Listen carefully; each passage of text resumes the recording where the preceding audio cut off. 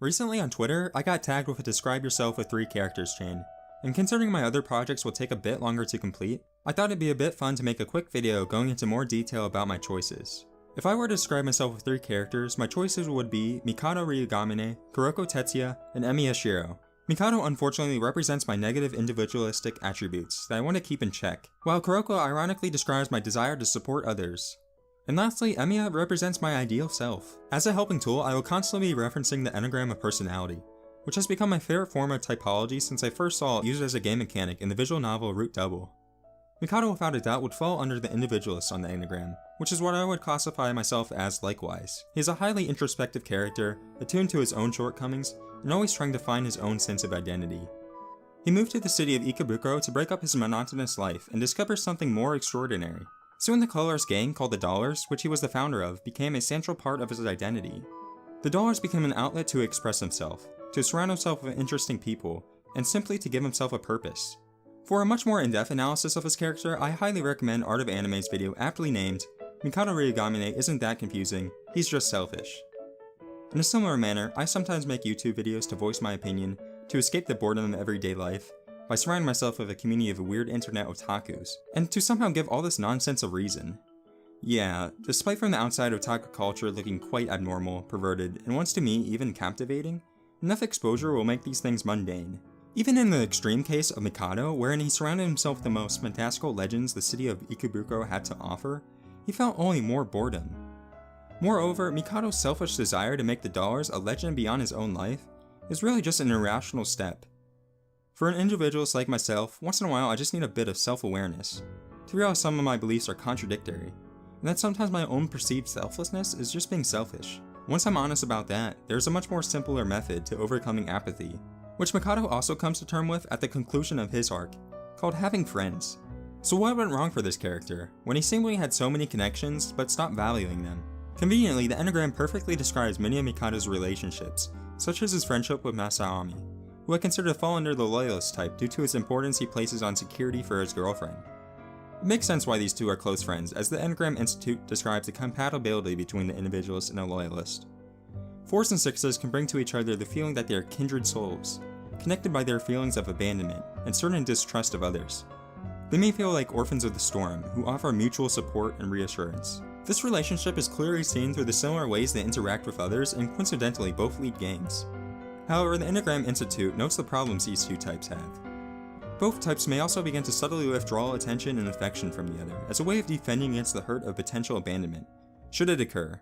But in this, both types have a tendency to create a self-fulfilling prophecy, in which their fears and reactions bring about the very thing that they're consciously trying to avoid.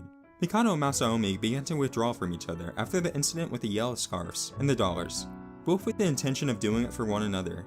Mikado began acting alone, trying to make the city of Ikebukuro a better place for Masaomi to return to, through purging the Dollars. While Masaomi naively thought distancing himself from Mikado would prevent him from getting entangled in any gangs.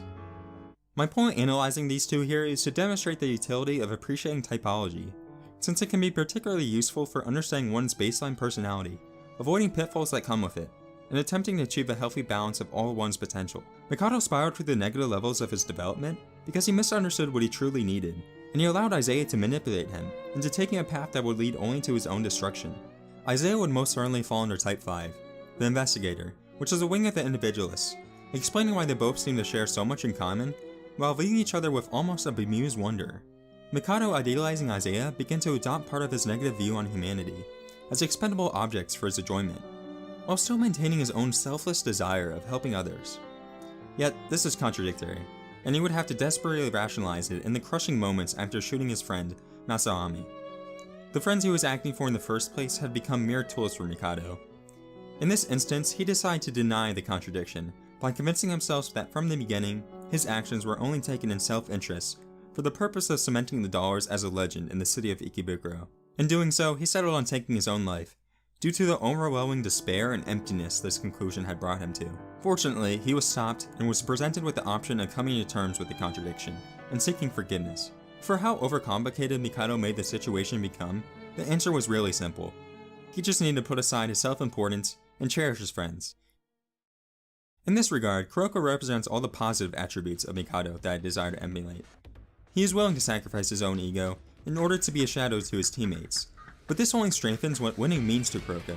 He doesn't aim to win for himself, but rather for his team.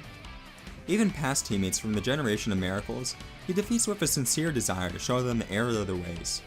And this is the essence of the basketball which Kuroko plays. Similarly, his role in Team Saren is my ideal approach to working in a group. A large part of why Kuroko is one of my favorite sports anime is just how comparable the strategies displayed are similar to how games of Dota 2 are played out. For example, Kuroko's misdirection overflow, an ability that allows his teammates to use his misdirection ability after he gains all the attention, very similar to if a roaming support made many plays across the map, diverting attention from the team's carries so that they could farm freely and get an item advantage to win the game later. Don't take my word for this. Team Liquid, who won $10 million by taking first place in TI7, did so with the in-game avatars of the Generation of Miracles. For the brief time I was a captain of a very amateur Dota team, Kuroko's methods of supporting was how I tried to play. However, I did forget this when I abandoned the team, thinking I could find a more competitive one, and the way I handled that was much more in a selfish manner like Mikado. Nonetheless, frequently playing Dota is in the past now, and I apply Kuroko's style to YouTube. I have all the desire to make some flashy shots on my own channel uploading videos, but I wouldn't really desire to do so without a team, on which creativity and success can be shared. Right now I'm working together with the members of Shonen Roman, Mr. Idealist, and Cherry Boy Writer. Finally, Emiya embodies my ideal self. In the Fate Stay Night visual novel, there are 3 routes in which Shiro's development builds on each other. Deven Luca wrote a handy blog post about the 3 routes, but I'll briefly summarize. In the Fate route, Shiro is asked a question about what his ideals are.